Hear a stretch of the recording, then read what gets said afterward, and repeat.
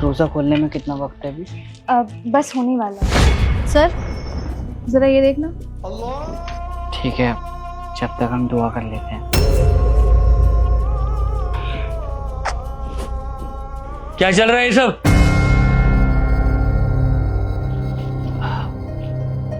साहब वो हमारा रोज़ा था तो रोज़ा खोलने जा रहे थे। ये ऑफिस क्या मैंने तुम्हारी इफ्तारी खोलने के लिए खोल रखा है? माफ़ करिए साहब, वो इफ्तारी का वक्त हो गया था तो बस रोज़ा खोल लेते। आइंदा से कभी नहीं करेंगे ऐसा। इसकी परमिशन से तुमने यहाँ पर इफ्तारी करी? और ये लड़की कौन है? साहब ये हमारी बेगम है। बेगम है? ये तो इस ऑफिस में काम नहीं करती, तो ये यहाँ पर क्या कर रही है बताओगे? साहब आप इन्हें मत डांटिए, क्योंकि गलती मेरी है। वो क्या है ना, आज जब इन्हें हमने फ़ोन किया तो ये बोल रहे थे कि घर नहीं आ पाएंगे, और हम इनके बिना इफ्तारी नहीं करते। हमने भूखा नहीं देख सकते थे, इसलिए हम जो भी घर में बचा कुचा था वो लेकर यहाँ आ गए। साहब प्लीज़ हमें माफ़ कर दीजिए। फालतू के बहाने। और ये क्या खा रहे थे ये सब? साहब वो रोटी और चुप प्याज। करो तुम दोनों, और कोई बहाने नहीं सुनूंगा। जल्दी से मेरे ऑफिस में आके मुझसे मिलो। चलो।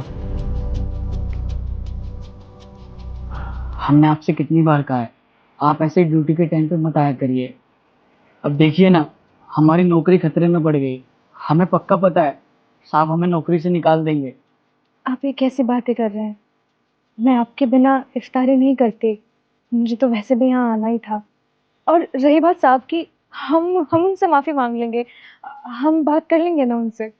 आप हमारी बात नहीं समझती हैं। वो हिंदू है, हम मुस्लिम, और हम ये सब ड्यूटी के टाइम पे कर रहे हैं, उन्हें नहीं अच्छा लगेगा। अरे इसमें अब हिंदू मुस्लिम वाली बात कहाँ से आ गई? है तो सब इंसान ही ना।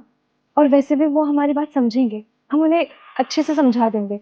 बस आप नाराज मत होइए। चलो साहब हमें माफ़ कर दीजिए। हमें पता है हमसे बहुत बड़ी गलती हो गई है।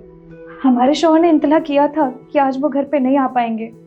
अरे वो तो हम ही पागल थे जो इफ्तारी लेके यहाँ आ गए। वो क्या है ना, हम अपने शौहर के बिना रोज़ा नहीं खोलते। देखिए सारी गलती हमारी थी, इनकी कोई गलती नहीं थी। आप इन्हें नौकरी से मत निकालिएगा, क्योंकि घर में कमाने वाले सिर्फ यही हैं। अगर आप इन्हें नौकरी से निकाल देंगे तो हमारा घर कैसे चलेगा? आप देख क्या रहे हैं, आप भी माफ़ी मांगिए ना। जी साहब, हमारी आखिरी गलती समझ के हमें माफ़ कर दीजिए। आगे से मैं कोई ऐसी गलती नहीं करूँगा जिससे आपको तकलीफ पहुँचे।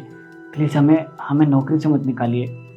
ऑफिस की ऑफिस टाइमिंग के बीच में तुम रोजा इफ्तार कर रहे हो, क्या ये ठीक है? नहीं साहब, ये ज़रा भी अच्छी बात नहीं है।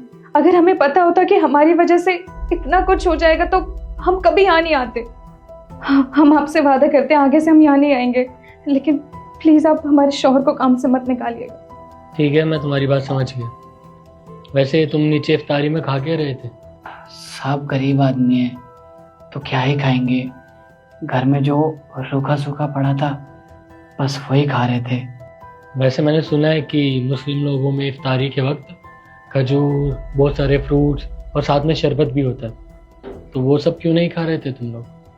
साहब इनकी सैलरी से ही घर चलाना बड़ा मुश्किल हो जाता है, तो इफ्तारी के लिए फ्रूट्स कहाँ से लाएंगे हम? हमें तो जो भी रूखा सूखा मिल जाता है उसी से इफ्तारी कर लेते हैं। और ये रमज़ान कब तक चलेंगे? रमज़ान तो पूरे महीने का होता है। हाँ साहब, अभी तो 15 दिन के रमज़ान बाकी है। पर साहब आप टेंशन मत लीजिए, हम दोबारा नहीं आएंगे यहाँ पे।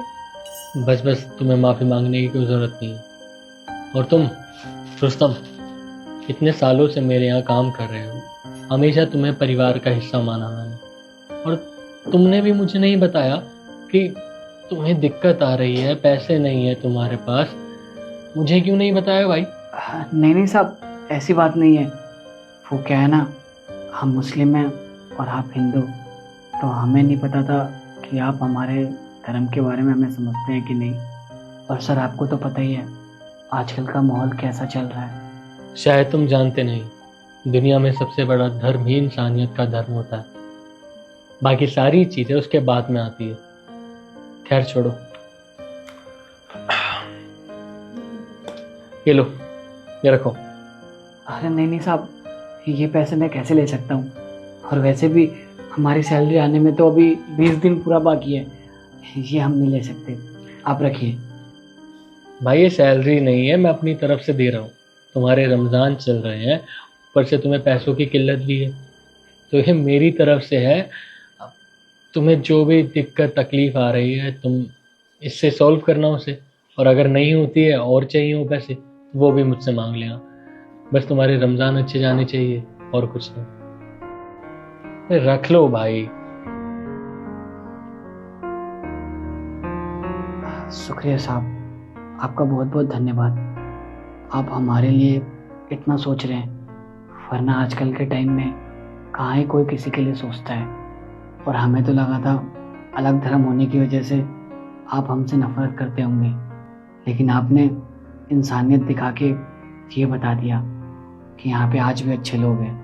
वैसे एक बात बताओ, तुम्हें जो कंपनी से सैलरी मिलती है वो क्यों नहीं बचती? मतलब इतना फालतू खर्चा करते क्यों हो?